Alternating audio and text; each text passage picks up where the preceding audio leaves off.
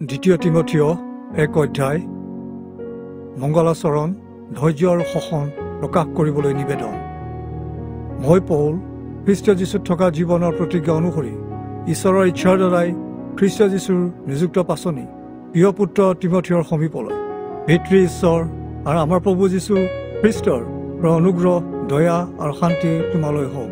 মই ঈশ্বৰক ধন্যবাদ দিওঁ, যিজন ঈশ্বৰক মোৰ পূৰ্বপুৰুষৰ দিনৰে পৰা আৰাধনা কৰি অহা হৈছে। সেইজন ঈশ্বৰকে মই নিৰ্মল বিবেকেৰে আৰাধনা কৰোঁ। সেইজনৰ ওচৰত নিতৌ দিনে ৰাতিৰে প্ৰাৰ্থনা কৰাৰ সময়ত তোমাক সোঁৱৰণ কৰোঁ। তোমাৰ সকলো আনন্দৰে পূৰ হোৱা চাবলৈ মই অতিশয় হাবিয়াস কৰি আছোঁ। যি বিশ্বাস প্ৰথমে তোমাৰ বুঢ়ী মা লুই আৰু তোমাৰ মাতৃ উনুকিৰ অন্তৰত বাস কৰিছিল, বোধ কৰোঁ তেনে অকপট বিশ্বাস তোমাৰ অন্তৰতো বাস কৰিছে বুলি মই সুনিশ্চিত। এইকাৰণে মই তোমাক সোঁৱৰিছোঁ যে মোৰ হাত তোমাৰ ওপৰত দিয়াৰ দ্বাৰাই ঈশ্বৰৰ যি অনুগ্ৰহ বৰ তোমাক দান কৰা হ'ল, সেই বৰ পুনৰ জাগ্ৰত কৰা। কিয়নো ঈশ্বৰে আমাক ভয়ৰ আত্মা দিয়া নাই, কিন্তু শক্তি, প্ৰেম আৰু সুবুদ্ধিৰ আত্মা দিলে। এতেকে আমাৰ প্ৰভুৱে দিয়া সাক্ষ্যৰ বিষয়ে আৰু তেওঁৰ অৰ্থে বন্দীয়াৰ হোৱা যি মই পৌল, মোৰো বিষয়ে তুমি লজ্জিত নহবা, কিন্তু ঈশ্বৰৰ শক্তি অনুসাৰে শুভবাৰ্তাৰ কাৰণে মোৰে সৈতে ক্লেশ ভোগ কৰা। কাৰণ তেওঁৱেই আমাক পৰিত্ৰাণ কৰিলে আৰু পবিত্ৰ আমন্ত্ৰণেৰে আমন্ত্ৰণো কৰিলে। সেই আমাৰ কৰ্মৰ দৰে নহয়, কিন্তু তেওঁৰ নিজ অভিপ্ৰায় অনুগ্ৰহৰ দৰেহে কৰিলে, যি অনুগ্ৰহ অনাদিকালৰ পূৰ্বে খ্ৰীষ্ট যীশুত আমাক দিয়া আছিল। কিন্তু এতিয়া আমাৰ ত্ৰাণকৰ্তা খ্ৰীষ্ট যীশুৰ আবিৰ্ভাৱৰ দ্বাৰাই প্ৰকাশিত হ'ল, যিজনে মৃত্যুক বিনাশ কৰি শুভবাৰ্তাৰ দ্বাৰাই জীৱন আৰু অক্ষয়তাক পোহৰলৈ আনিলে। সেই শুভবাৰ্তাৰ কাৰণে মোক ঘোষণাকাৰী পাচনি আৰু শিক্ষক হিচাপে নিযুক্ত কৰিলে। এইকাৰণে মই এইবোৰ দুখ ভোগ কৰিও লজ্জিত নহওঁ, কিয়নো মই যিজনক বিশ্বাস কৰিলোঁ তেওঁক জানো আৰু তেওঁৰ হাতত মই নিজকে অৰ্পণ কৰি দিলোঁ, যাতে তেওঁ যে সেই দিনৰ কাৰণে মোক পহৰা দি ৰাখিবলৈ সমৰ্থ, ইয়াকে দৃঢ় প্ৰত্যয় কৰিছোঁ। মোৰ যি কথা শুনিলা তাক নিৰাময় বাক্যৰ আৰ্হি হিচাপে লৈ খ্ৰীষ্ট যীশুৰ সম্বন্ধীয় বিশ্বাস আৰু প্ৰেমত ধাৰণ কৰা। যি উত্তম দান তোমাক গতাই দিয়া হৈছে, সেই দান আমাত নিৰ্বাস কৰা পবিত্ৰ আত্মাৰ দ্বাৰাই পহৰা দি ৰাখিবা। সুগীল আৰু সমগিনী আদি কৰি এছিয়াত থকা সকলোৱে মোৰ পৰা বিমুখ হ'ল, এই বিষয়ে তুমি জানি আছা। অনিচিমৰ ঘৰৰ লোকসকলক প্ৰভুৱে দয়া কৰক, কিয়নো তেওঁ বাৰে বাৰে মোৰ প্ৰাণ জোৰাইছিল আৰু মই বন্দীশালৰ শিকলিত থাকিলেও লাজ নাপাইছিল। বৰং ৰোম নগৰত থাকোঁতে তেওঁ অতি কষ্টেৰে মোক বিচাৰি পাইছিল। তেওঁ যাতে সেইদিনা প্ৰভুৰ পৰা দয়া পায়, প্ৰভুৱে এনে অনুগ্ৰহ কৰক। আৰু পিছতো তেওঁ কিমান সেৱা শুশ্ৰূষা কৰিছিল সেই বিষয়েও তুমি ভালকৈ জানা। দ্বিতীয় তিমথিয় 2 অধ্যায়। এতেকে হে মোৰ পুত্ৰ, খ্ৰীষ্ট যীশুত থকা যি অনুগ্ৰহ, তাৰ দ্বাৰাই তুমি বলৱান হোৱা আৰু অনেক সাক্ষীৰ আগত মোৰ পৰা যি শুনিলা, এই সকলো কথা অন্য লোকক শিকাবলৈ বিশ্বাসী আৰু নিপুণ লোকসকলক সম্পন্ন কৰা। খ্ৰীষ্ট যীশুৰ এজন উত্তম সৈনিকৰ দৰে তুমি মোৰে সৈতে ক্লেশ সহন কৰা। কোনো এজন লোক সৈনিকৰ কামত থাকোঁতে জীৱিকাৰ অৰ্থে অন্য কোনো ব্যৱসায়ত নিজকে আবদ্ধ হ'বলৈ নিদিয়ে, কিন্তু যিজনে তেওঁক এই পদ দিলে তেওঁক সেই সন্তুষ্ট কৰিবলৈ চেষ্টা কৰে। একেদৰে কোনো এজন খেলুৱৈয়ে যদিও জিকিবলৈ যত্ন কৰে, তথাপি তেওঁ যদি বিধান অনুসাৰে পালন নকৰে, তেনেহ'লে তেওঁক মুকুটেৰে বিভূষিত কৰা নহয়। পৰিশ্ৰমী খেতিকে প্ৰথমে তেওঁৰ শস্যৰ ভাগ ভোগ কৰিব লাগে। মই যি ক'লো সেই বিষয়ে বিবেচনা কৰিবা, কিয়নো প্ৰভুৱে সকলো বিষয় বুজিবলৈ তোমাক জ্ঞান দিব। মোৰ শুভবাৰ্তাৰ দৰে মৃত লোকৰ মাজৰ পৰা তোলা দাউদৰ বংশ যীশুখ্ৰীষ্টক সোঁৱৰণ কৰা। সেই শুভবাৰ্তাৰ সম্বন্ধে মই শিকলি বন্ধনত থাকি দুষ্কৰ্মীৰ দৰে ক্লেশ ভোগ কৰিছোঁ, কিন্তু ঈশ্বৰৰ সেই বাক্যত হ'লে শিকলিৰ বন্ধন নাই। এইকাৰণে যিসকলক মনোনীত কৰা হ'ল, অৰ্থাৎ তেওঁলোকেও অনন্ত গৌৰৱৰে সৈতে খ্ৰীষ্ট যীশুত থকা পৰিত্ৰাণ লাভ কৰিব পাৰে, তাৰ কাৰণে মই এই সকলোবোৰকে সহন কৰিছোঁ। এই কথা বিশ্বাসযোগ্য, আমি যদি তেওঁৰে সৈতে মৰিলোঁ, তেনেহ'লে তেওঁৰে সৈতে জীৱনৰো ভাগী হ'ম। আমি যদি সহন কৰোঁ, তেনেহ'লে তেওঁৰে সৈতে ৰাজত্বও কৰিম। আমি যদি তেওঁক অস্বীকাৰ কৰোঁ, তেনেহ'লে তেওঁ আমাক অস্বীকাৰ কৰিব। আমি অবিশ্বাসী হ'লেও তেওঁ বিশ্বাসী হৈ থাকে, কিয়নো তেওঁ নিজকে অস্বীকাৰ কৰিব নোৱাৰে। তুমি এই সকলো কথা তেখেতসকলক সোঁৱৰাই থাকিবা আৰু বাকযুদ্ধ নকৰিবলৈ প্ৰভুৰ সাক্ষাতে তেখেতসকলক দৃঢ় আজ্ঞা কৰা, কিয়নো বাকযুদ্ধবোৰে একো লাভ নজন্মায়, কিন্তু শুনা লোকসকলক নাশ কৰে। তুমি নিজকে পৰীক্ষা সিদ্ধ লোক, লাজৰ যোগ্য নোহোৱা কৰ্মী আৰু সত্যৰ বাক্য শুদ্ধকৈ কোৱাত নিপুণ হ'বলৈ ঈশ্বৰৰ অনুমোদন পাবৰ বাবে যত্ন কৰা। কিন্তু নিন্দাযুক্ত কথাবোৰৰ পৰা পৃথকে থাকিবা, কিয়নো এইবোৰে অধিক ৰূপে ঈশ্বৰক অবিশ্বাস কৰিবলৈ বাট দেখুৱাই লৈ যায়। এনে কথাবোৰ বিয়পি পৰে আৰু গেলা ঘাঁৰ দৰে নষ্ট কৰি বিস্তাৰ লাভ কৰে। এনে লোকবোৰৰ ভিতৰতে হুমিনাই আৰু ফিলিটো আছে। তেওঁলোক সত্য পথৰ পৰা ভ্ৰষ্ট হোৱা, পুনৰুত্থান হৈ যোৱা বুলি প্ৰচাৰ কৰি কিছুমান লোকৰ বিশ্বাস বিনষ্ট কৰিছে। তথাপি ঈশ্বৰে স্থাপন কৰা দৃঢ় ভিত্তিমূল থিৰে থাকে আৰু তাৰ ওপৰত এই কথা মুখৰ মৰা আছে, বোলে প্ৰভুৱে তেওঁলোক সকলক জানে আৰু যিকোনোৱে প্ৰভুৰ নাম লয় তেওঁ অধাৰ্মিকতাৰ পৰা দূৰ হওক। কিয়নো ডাঙৰ ঘৰত কেৱল সোণ ৰূপৰ পাত্ৰহে থাকে, এনে নহয়, কাঠৰ আৰু মাটিৰ পাত্ৰও থাকে, তাৰে কিছুমান সমাদৰৰ কাৰণে আৰু কিছুমান অনাদৰৰ কাৰণে। এতেকে কোনোৱে যদি এইবোৰৰ পৰা নিজকে সূচী কৰি ৰাখে তেনেহ'লে তেওঁ সমাদৰৰ পাত্ৰ, পবিত্ৰীকৃত, প্ৰভুৰ কাৰ্যৰ বাবে উপযোগী আৰু সকলো সৎ কৰ্মৰ বাবে প্ৰস্তুত থাকিব। কিন্তু তুমি যৌৱন কালৰ অভিলাষৰ পৰা পলোৱা আৰু ধাৰ্মিকতা, বিশ্বাস, প্ৰেম, শান্তি আৰু নিৰ্মল মনেৰে প্ৰভুলৈ প্ৰাৰ্থনা কৰা লোকসকলৰ সৈতে এক হৈ সেইবোৰক অনুসৰণ কৰা। কিন্তু মূৰ্খতা আৰু অযথা কথাবোৰৰ পৰা দূৰত থাকা, কিয়নো এইবোৰে বিৰোধ জন্মাই কাজিয়া সৃষ্টি কৰে।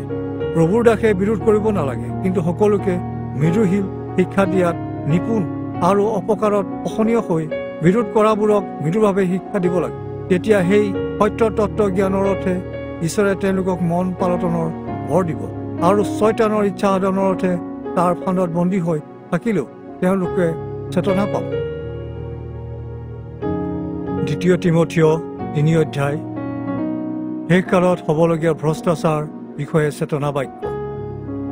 কিন্তু ইয়াকে জানিবা যে শেষ কালত ভয়ংকৰ সময় উপস্থিত হ'ব, কিয়নো সেই কালত মানুহবোৰ নিজকে নিজে প্ৰেম কৰোতা, ধন লোভীয়া, দৰ্পী, অহংকাৰী, নিন্দক, পিতৃ মাতৃৰ প্ৰতি অবাধ্য, অকৃতজ্ঞ, অপবিত্ৰ, স্নেহহীন, বুজনি নমনা, অপবাদক, ইন্দ্ৰিয় দমন নকৰা, উগ্ৰ, সাধুক, ঘৃণাওতা, বিশ্বাসঘাতক, আকুৰগোজ, মদগৰ্বী, ঈশ্বৰ প্ৰেম কৰাতকৈ বৰং সুখ প্ৰিয় হ'ব। তেওঁলোকে ধাৰ্মিকতাৰ আকাৰ ধাৰণ কৰিব, কিন্তু তাৰ শক্তি অস্বীকাৰ কৰিব। এনে লোকসকলৰ পৰা তুমি আঁতৰি থাকিবা, কিয়নো তেওঁলোকৰ কিছুমান মানুহে চলেৰে পৰৰ ঘৰত সোমাই নিৰ্বুদ্ধি তিৰোতাসকলক মোহিত কৰি বন্দিনীৰ তুল্য কৰিলে আৰু পাপত ভাৰাক্ৰান্ত কৰি নানাবিধ অভিলাষেৰে চালিত কৰিলে। এই তিৰোতাসকলে সদায় নতুন শিক্ষা পাবৰ বাবে চেষ্টা কৰে, কিন্তু সত্যৰ তত্ত্বজ্ঞান পাবলৈ হ'লে কেতিয়াও সমৰ্থ নহয়। যেনেকৈ জান্নী আৰু জাম্ব্ৰীয়ে মুচিক বিৰোধিতা কৰিছিল, তেনেকৈ এই মিছা শিক্ষকসকলেও সত্যতাৰ প্ৰতিৰোধ কৰিছিল। তেখেতসকল মন ভ্ৰষ্ট আৰু বিশ্বাসৰ সম্বন্ধে অপ্ৰামাণিক, কিন্তু তেখেতসকলে অধিক আগবাঢ়িব নোৱাৰিব, কিয়নো সেই দুজনৰ দৰে তেখেতসকলৰো মূৰ্খতা সকলোৰে আগত প্ৰকাশিত হ'ব। কিন্তু তুমি মোৰ শিক্ষা, আচাৰ ব্যৱহাৰ, অভিপ্ৰায়, বিশ্বাস, চিৰসহিষ্ণুতা, প্ৰেম, ধৈৰ্য, তাৰণা আৰু দুখভোগ এই সকলোৰে অনুগামী হ'লা। আৰু অন্তেকিয়া, ইকনিয় আৰু লুষ্ট্ৰাত মোৰলৈ কি ঘটনা ঘটিছিল সেই বিষয়েও তুমি জানা। মই এনেধৰণৰ তাৰণা সহন কৰিছো যে সেইবোৰ তাৰণাৰ পৰা ঈশ্বৰেহে মোক উদ্ধাৰ কৰিলে। আৰু বাস্তৱিকতে যিসকলে খ্ৰীষ্ট যীশুত ভক্তিভাৱে জীৱন যাপন কৰিবলৈ ইচ্ছা কৰে এনে লোকসকলে তাৰণা পাব। কিন্তু দুষ্ট আৰু প্ৰবঞ্চকসকলে কিছুমান লোকক বিপথে লৈ যাব আৰু নিজেও ভ্ৰান্ত হৈ অধিক ৰূপে মন্দ হৈ যাব। কিন্তু তুমি যি শিকিলা আৰু দৃঢ়তাৰে যি বিশ্বাস পালা সেই শিক্ষাতে স্থিৰে থাকা, কিয়নো কোন ব্যক্তিৰ পৰা সেই শিক্ষা পালা সেই বিষয়ে তুমি জানা। আৰু যি পবিত্ৰ বিধান শাস্ত্ৰই খ্ৰীষ্ট যীশুৰ সম্বন্ধীয় বিশ্বাসৰ যোগেদি তোমাক পৰিত্ৰাণৰ অৰ্থে জ্ঞানী কৰিব পাৰে, তাকো তুমি শিশুকালৰে পৰা জানা। সকলো ধৰ্মশাস্ত্ৰ ঈশ্বৰৰ দ্বাৰা নিশ্চাসিত আৰু শিক্ষাৰ বাবে, অনুযোগৰ বাবে, উদ্ধৰণিৰ বাবে আৰু ধাৰ্মিকতা সম্বন্ধীয় শিক্ষাত লাভজনক, যাতে ঈশ্বৰৰ মানুহ সিদ্ধ আৰু সকলো সৎকৰ্মৰ কাৰণে সুসজ্জিত হ'ব পাৰে। 2 তিমথিয় 4 অধ্যায়। বৃদ্ধ বন্দীয়াৰ পৌলৰ শেষ কথা।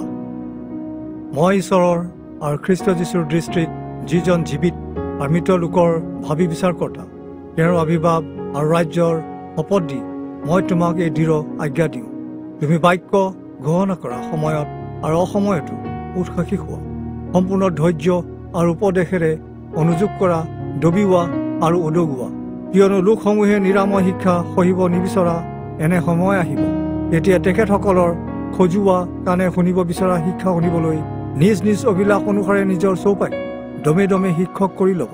তেনেকুৱা লোকবোৰে সত্যৰ পৰা কাণ ঘূৰাই পৌৰাণিক কথালৈ মনোযোগ দিব। কিন্তু তুমি সকলো বিষয়তে চেতনাযুক্ত হৈ থাকা, ক্লেশ সহন কৰা, শুভবাৰ্তা প্ৰচাৰ কাৰ্য কৰা, তোমাৰ পৰিচৰ্যা কৰ্ম সম্পূৰ্ণ কৰা। কিয়নো সম্প্ৰীতি মই নৈবদ্য স্বৰূপে ঢলা হৈছো, আৰু মোৰ প্ৰাণ নৌকা মেলিবৰ সময় উপস্থিত হৈছে।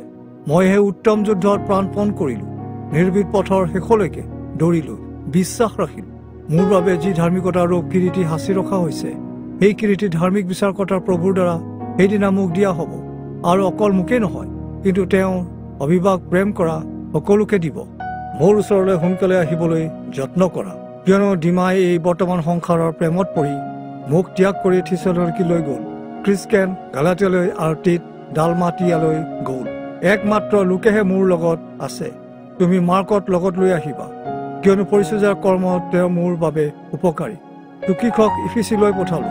তুৰানগৰত মই যি বৰ চোলাটো কাপোৰ হাতত এৰি আহিলো, তুমি আহোঁতে সেই চোলাটো আৰু পুস্তকবোৰ, বিশেষকৈ চালত লেখা পুস্তক আৰু সামগ্ৰীবোৰ লৈ আহিবা। আলেকজেণ্ডাৰ কঁহাৰে মোৰ অপকাৰ কৰিলে, তেওঁৰ কৰ্ম অনুসাৰে প্ৰভুৱে তেওঁক প্ৰতিফল দিব। তেওঁলৈ তুমিও সাৱধান হ'বা, কিয়নো তেওঁ অতিশয়ৰূপে আমাৰ বাক্যৰ প্ৰতিৰোধ কৰিছিল। মই প্ৰথমবাৰ নিজৰ পক্ষে উত্তৰ দিয়াৰ সময়ত কোনেও মোৰ ফলীয়া হৈ উপস্থিত নহ'ল। সকলোৱে মোক ত্যাগ কৰিলে, এয়ে তেওঁলোকলৈ গণিত নহ'ল। কিন্তু মোৰ দ্বাৰাই যেন ঘোষণা কাৰ্য সিদ্ধ হয়, আৰু সকলো অনা ইহুদী লোকে যেন শুনিবলৈ পায়, এইকাৰণে প্ৰভুৱে মোৰ ওচৰত থিয় হৈ মোক বলৱান কৰিলে, যাতে মই সিংহৰ মুখৰ পৰা উদ্ধাৰ পালোঁ। প্ৰভুৱে মোক সকলো দুষ্কৰ্মৰ পৰা উদ্ধাৰ কৰিব, আৰু তেওঁৰ স্বৰ্গীয় ৰাজ্যৰ অৰ্থে ৰক্ষা কৰিব। তেওঁৰ মহিমা চিৰকাল হওক। আমেন। তুমি প্ৰিস্কা, আকিলাক আৰু অনেছিমৰ ঘৰ লোকসকলক মংগলবাদ দিবা। ইৰাষ্টাছ কৰন্থিত থাকিল, কিন্তু ক্ৰমী নৰিয়া পৰাত মই তেওঁক মিলিতত থৈ আহিলোঁ। তুমি যাৰ কালিৰ আগেয়ে আহিবলৈ যত্ন কৰিবা। উবুল, পুডেণ্ট, নীল, ক্লৌডিয়া, ভনী আৰু সকলো ভাইয়ে তোমাক মংগলবাদ কৰিছে। প্ৰভু তোমাৰ আত্মাৰ লগত থাকক, তোমালোকৰ সৈতে তেওঁৰ অনুগ্ৰহ থাকক। আমেন।